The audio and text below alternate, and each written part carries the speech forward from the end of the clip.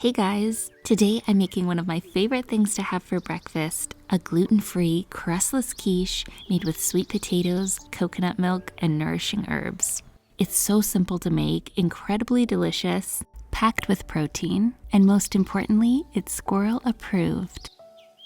So for this recipe, you'll need 8 eggs, 2 medium sweet potatoes. I'm using the yellow fleshed sweet potatoes here, but I usually use the orange fleshed ones. 1 to 2 cups of organic corn, 1 can of full-fat coconut milk or coconut cream, some butter and olive oil, 1.5 teaspoons of fresh rosemary, 1/4 cup of fresh parsley, 1/2 cup of chopped green onions, a handful of chives, and then around 1/2 teaspoon each of turmeric, paprika, black pepper, and sea salt, and more salt to taste.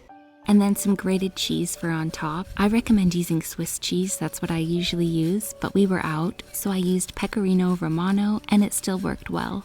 And I'm also picking some tomatoes to garnish my plate with.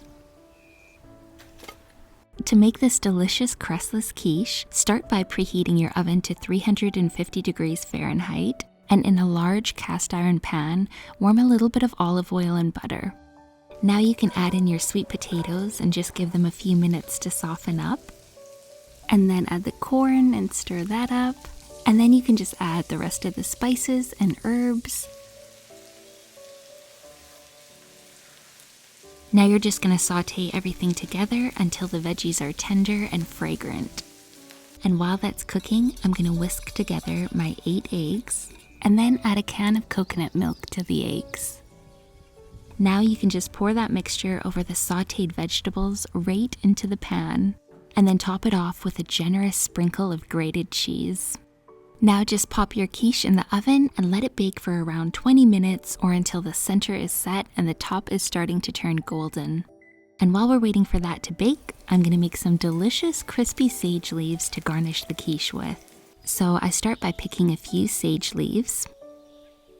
And then you can put some olive oil or avocado oil in a pan and just fry the sage leaves for a few minutes until they crisp up and sprinkle with some sea salt. These crispy sage leaves are so fragrant and delicious, and they just make any meal feel more gourmet. Now once our quiche is baked, you can just let it cool slightly, and then it's ready to slice and serve. So I'm just going to plate that up and garnish it. I love it on its own, but I also love putting some organic ketchup on it.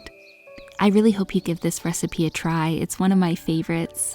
Feel free to follow me on Instagram, and I'll also have the written recipe on my website at holistichabbits.com, so feel free to check that out as well. I love you guys so much, and I'll see you in my next video.